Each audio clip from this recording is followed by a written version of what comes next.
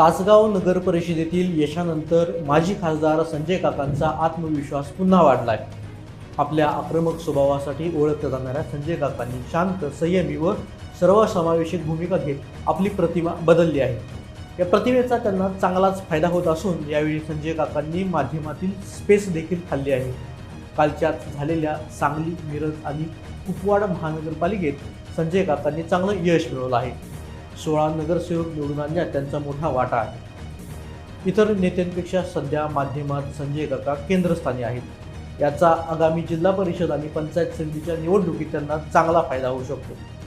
मात्र राज्यातील media darling ठरलेल्या आमदार रोहित पाटलांची तासगाव कवठेमंकाळ तालुक्यातील क्रेज कमी होताना दिसते आहे का, असा प्रश्न आहे।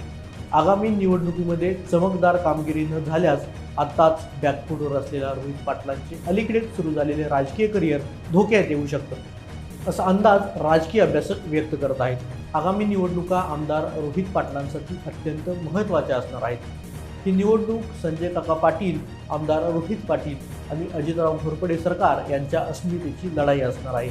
त्यामुळे या निवडणुकीत हे सगळेच सर्वस्व पणाला लावून लढतील।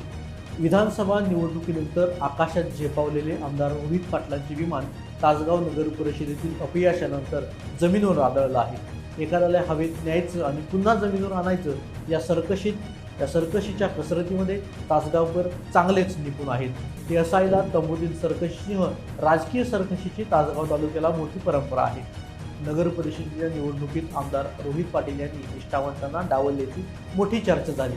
त्यामुळे त्यांच्या विरोधात पक्षांतर्गत नाराजी वाढली। त्याचाच परिणाम तासगाव नगर परिषदेच्या निवडणुकीवर झाला। या अनुभवातून नुकतीच राजकीय बाराखडी गिरवण्यास सुरुवात केलेल्या रोहित पाटलांनी राजकीय धडा घ्यायला हवा। या दोन्ही पक्षांच्या सोबतच या निवडणुकीत राष्ट्रवादी अजित पवार गट व भाजप या दोन्ही पक्षांनी स्वतंत्र पॅनल लावलं होतं। त्यामुळे इच्छुक उमेदवारांना एक नवा पर्याय मिळाला होता। या दोन्ही पक्षांना यश मिळालं नसलं तरीही आगामी जिल्हा परिषद आणि पंचायत समिती निवडणुकीत ते नव्या जोमाने निवडणुकीच्या रिंगणात उतरणार आहेत। आगामी निवडणुकांच्या पार्श्वभूमीवर सर्वच पक्षांच्या जिल्हा परिषद गट व गणनिहाय बैठका सुरू आहेत। इच्छुक उमेदवारांची चाचपणी सुरू आहे। या दोन्ही तालुक्यात इच्छुक उमेदवारांची मोठी गर्दी आहे। नेत्यांसाठी अहोरात्र धावलेल्या कार्यकर्त्यांना संधी देण्याची ही निवडणूक आहे। त्यामुळे तिकीट नाकारलेले उमेदवार नाराज होण्याची मोठी शक्यता आहे। त्यानुसार तिकीट फायनल करताना नेत्यांची मोठी दमछाक होणार आहे। तासगाव नगर परिषदेची निवडणूक संजय काकांनी पलूस शहर स्वाभिमानी विकास आघाडीच्या माध्यमातून लढवली। त्यात युवा नेते प्रभाकर पाटील यांनी देखील काकांची साथ दिली। तर सांगली, मिरज व कुपवाड महानगरपालिका निवडणुकीत त्यांनी राष्ट्रवादी काँग्रेस पार्टी अजित पवार गटाचं घड्याळ हातात बांधलं। त्यामुळे संजय काका पाटील आगामी निवडणुका घड्याळ चिन्हावर लढवतील असा अंदाज बांधला जातोय। कवठेमंकाळ तालुक्यात अजितराव घोरपडे हे सुद्धा घड्याळ चिन्हावरती निवडणुका लढतील।